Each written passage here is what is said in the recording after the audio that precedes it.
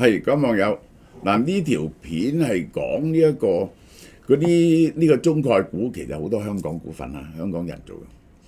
喺美國呢一個係變成咗妖股，呢個妖股呢，喺香港係發明咗10幾年，我從來冇參與過妖股，因為呢根本其實2001年1998年之後呢，我已經冇做莊。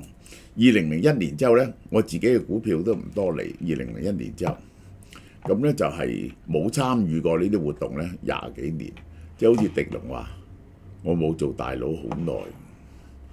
咁呢啲咁嘅妖股呢，係喺2000幾年嗰陣時開始發明嘅，大概2008、2009度呢發明咗10幾年啦，將隻股份炒到天咁高，然後散出嚟，呢個係散嚇。咁嗰陣時有啲方法係點呢？就走去大陸散喎，攞實物股票賣俾嗱。而家個街道係你睇下香港股市啊，呢隻股票呢係7蚊，我而家呢就1蚊賣俾你，7蚊1蚊賣俾你。但係我俾個實物股份你，你攞住個股份呢都唔知點賣，你要登記翻佢呢都好困難。嗱，呢個係其中一種手法，我識得17種手法。好啦，嗱，呢個最後幾日啦，售完即止嚇，呢一個 Form Bio 微膠原蛋白平到你唔信嘅，呢個係110蚊半價，每個月都推一樣咁嘅特價嘢。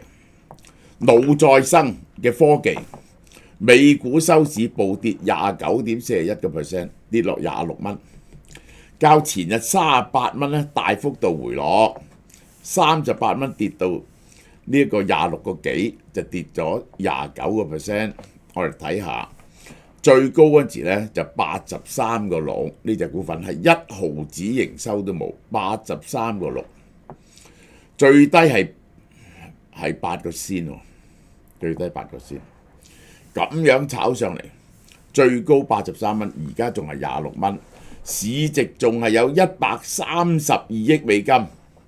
嗱，呢啲嘅妖股，結果咧就要搞到咧，就所有呢啲股份咧，結果都要喺美國嗰度咧就係退市，結果全部翻嚟香港嚇，所以香港嘅股市咧就有一段嘅繁榮，因為咧呢啲 IPO 呢啲嘢咧要翻嚟香港集資，為咗要喺香港集資咧，佢哋要搞好香港嘅股票。該股年內曾經創下令人瞠目嘅漲幅神話，由最初嘅毫三子曾經跌到8個仙㗎，炒到83個6，最高642倍。腦再生科技突破385億美金，超越咗 eBay 啊、卡夫卡啊嗰啲咁嘅卡夫亨啊嗰啲咁嘅老牌企業嚇，呢個犀利啦！呢個係曾經去到3850億美金，佢哋揸80幾個%，因此曾經有錢過李嘉誠。成立11年來都係蝕本嘅，2024年淨虧損436億美金，研發開支158萬美金，用好少錢研發，出糧咧出咗443萬美金喎，佢哋幾兄弟。公司2024年財報坦言，冇任何中藥候選配方獲得收入，亦都冇申請過，唔係冇批准啊，連申請都冇，監管部門批准，亦都可能永遠冇辦法獲利。隻股票係咁夾上去，股價暴漲咧，就因為5月流傳嘅神經調控晶片通過 FDA 臨床實驗審批，同埋梅奧診所合作研究柏金遜病，呢個咧係喺嗰啲 Facebook 啊嗰度咧就傳出嚟嘅，話佢咧就整咗一個神經調控晶片嚇，已經通過咗 FDA 愛嚟炒，同埋咧同梅奧診所一齊研究柏金遜病，佢係研究柏金遜病嘅，呢個係公司嘅官網同公告冇出現緊呢個信息，有關人士拒絕正面回應。只係官網講嘅先係真，即係咧佢唔負責任嘅。呢啲咧使橫手放出嚟，喺 Facebook 啊，喺 social media 放出嚟，顯示消息嘅真實性根本係冇嘅。華爾街日報報導，美國資本同中國增長之間以前互相共生嘅關係咧正在瓦解，以前咧美國資本就投資中國企業，中國經濟咧就增長，嗰啲資本咧就賺大錢，雙方咧係 win-win 嘅。而家呢個 situation 咧瓦解咗啦，兩國不信任，日益動搖股市嘅聯繫，冇辦法一齊做。自2019年以來已經有80幾間公司退市，目前仲有275間中企喺紐約證券交易所同納斯達克上市。中概股喺美股嘅兩大交易所嘅總市值咧佔唔到2%，而一間阿里巴巴咧就佔咗30%，形單影隻啊！其實咧即係主要嘅都係阿里巴巴，因為好多呢個重嘅中概股咧已經退咗市啦。呢個係大家睇下，最多就阿里巴巴。有邊幾間咧喺美國股市嘅？拼多多，跟住滿幫集團係乜嘢？我唔識。呢網易、京東、攜程、百度、理想、貝殼、小鵬，即係咁樣排法。2024年中資嘅 IPO 咧係62宗，但係好少錢嘅啫，集資額唔到700萬美金，即係五千幾萬，好少嘅。咁然後咧，佢唔賺好多錢，然後咧就揸晒所有股份，然後炒佢上去。大家睇下，呢個係純粹嘅數量啊！呢個係呢度到5月啊，佢咧就嚟唔上噶啦。自從汽車製造商極氪2024年5月，呢個係2024年5月去到極氪。極氪咧就係呢一個係極氪其實就係吉利噶嘛。紐約證券交易所咧就冇任何來自中國嘅新上市公司啦，但係呢個來自香港嘅有啊。IPO 熱潮明顯降溫，最出名嘅中概股咧已經退晒市噶啦。點解咧？因為咧呢個中國係好唔想嗰啲公司咧就去美國上市嘅。因為咧要披露好多嘢，佢驚呢個資料外泄。自1990年來首次冇中國國企喺美國掛牌交易嘅歷史性上面。以前最早去嗰彎咧，全部係嗰啲國有銀行三桶油呢啲咁嘢，而家冇晒㗎啦。呢個係中國移動東航中石油相繼退市。2021年，中移動喺美國監管機構國家安全制裁之後又退市，呢啲走晒啦。美國總統 Donald Trump 喺美國優先投資策略入邊咧，首次將矛頭對準中國公司嘅融資活動，態度堅決，要求美國資金撤出中概股。係有參議員咧提出個法案，要所有中概股都退股，然後咧佢哋又通過咧就係唔準嗰啲退休基金係持有中概股，咁你去美國上市咧冇乜益處。眾議院中國問題特別委員會主席梅勒納爾向證交所施壓，要求限制同中共有關聯嘅公司喺美國資本市場集資。你唔可以喺我度集咗資，然後咧就係發展經濟或者發展軍事咧同美國競爭嘅。23個州嘅財務長同財務官員寫信俾證交所，要求將中概股強制退市。23個州各州議會推進要退休基金撤出中概股投資，好多仲係投資中概股嘅。最大嗰個就加州退休教師基金。以前嘅衰嘢咧就包括瑞幸咖啡啦、財務造假啦、股價暴跌啦、退市啦，凸顯中國政府嘅保密法，使美國監管機構難以對中國公司進行會計審查。呢樣嘢我要解釋緊，呢樣嘢拗咗好耐，後來咧就 settle 咗，就係咁嘅。中國政府係唔準嗰啲上市公司將佢哋嗰啲一手嘅會計資料拎去國外嗰度，呢個咧係違反中國嘅法律嘅。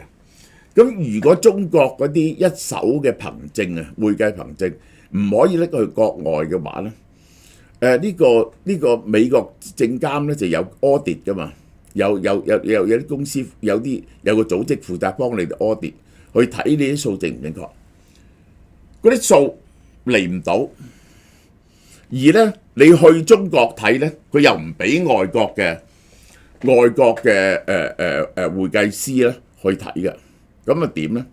雙方 deadlock 咗好多年，後來咧就係、去到根本就要將佢哋全部除牌咧，就作出咗個 compromise， 就抽咗啲公司係喺香港嗰度睇嘅，當日係咁樣解決咗。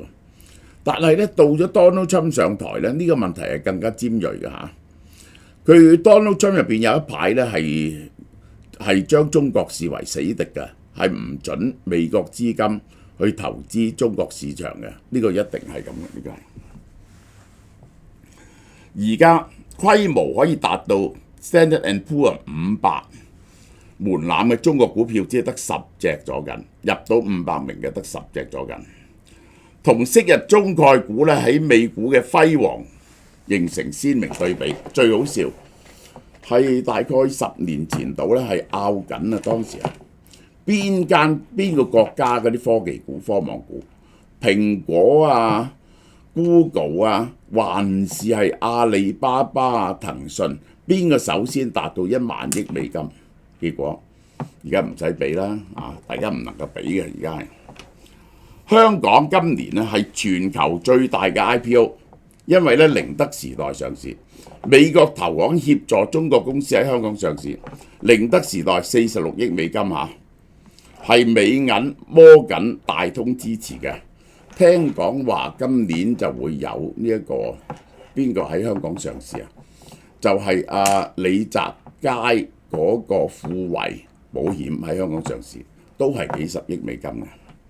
港交所內地業務嘅主管周建南表示歡迎作呀。點解香港 IPO 花值？因為嗰啲中概股咧搬翻嚟港股，393間中概股已經有30間嚟香港做第二上市。回港嘅中概股咧佔咗喺美國上市公司嘅72%，終於有日會退出美國嘅。主要大公司都要嚟香港上市，為香港市場帶嚟更好嘅上市資源同流動性。因此大陸咧就係要搞活香港嘅股市，就將香港股市咧托翻上去嘅。其實係港交所同證監會都為有意來港上市嘅中概股提供協助，推進上市制度，包括雙重主要上市同第二上市。嗱，解釋俾你聽，即係咧雙重上市就兩邊咧係 parallel 嘅，同時喺納斯達克同香港兩邊嘅條例要跟足晒嘅，就雙重上市。第二上市就係譬如喺香港上市咧，但你又拎啲香港股票去美國上市，咁咧呢個咧就係第二上市。呢啲咧就受香港嘅條例管制嘅，好多咧就用 ADR 嘅方法進行嘅。香港面臨放寬同股不同權嘅規則嘅壓力下，你知咧香港嘅規則咧就係咧當日咧就係咧係同股就要同權，呢個咧就針對個歷史問題啊。曾經咧就係太古啊、九倉啊嗰啲公司，因為驚俾人控制佢間公司咧，就分為 A 股、B 股，係唔同嘅同樣嘅股份，但有唔同嘅投票權。咁後來咧就覺得唔公平，就唔準同股不同權。但係咧去到阿里巴巴嗰啲咧，佢又係同股不同權喎。點解咧？凡係呢啲咁嘅科技公司咧，嗰啲投票權咧就好多時咧都係集中咗喺嗰班創立間公司嗰啲人手上嘅，佢哋嘅 voting right 咧係多啲嘅。所以當日阿里巴巴曾經唔能夠嚟香港上市，就因為呢一個香港係唔容許人哋同股不同權。後來咧就整咗個特別條例，佢先可以嚟香港上市。27間市值超過10億美金嘅中概股咧，有22間呢個投票結構不符合香港嘅規定啊！咁你可以容許得阿里巴巴就要容忍佢哋㗎啦。港府高層同中聯辦討論緊同股不同權嘅問題，雙方表示有意加快進程，確保大型中資企業上市唔會被用作談判籌碼。呢個就係就係咧呢一個係解決咗呢個同股不同權原則上邊啲係得，邊啲係唔得呢？咁樣嗰啲喺美國上市嘅中概股呢，係更容易翻嚟上市，快啲搬得翻嚟。如果唔係呢，就俾美國佬呢揸住條頸。監管機構考慮俾臨時豁免，允許公司以現有股份結構上市。你係點就係點，喺美國點你可以喺呢度點，但係你要整個合規時間表，10年後我就會解除。點樣解除？但談判依然喺初期下。德勤建議放寬到1股10票，上限到1股20-30票，並降低100億市值門檻。嗱，點解呢？因為咧而家要同股不同權咧，一定要超過100億，咁少過100億嗰啲 venture capital 係點呢？咁佢咧整個門檻出嚟，就係咧可以有啲股份咧可以1股有10票嘅，甚至有1股20-30票添，而且考慮咧將創業板同北交所嘅創業板咧互相交流勾結起上嚟。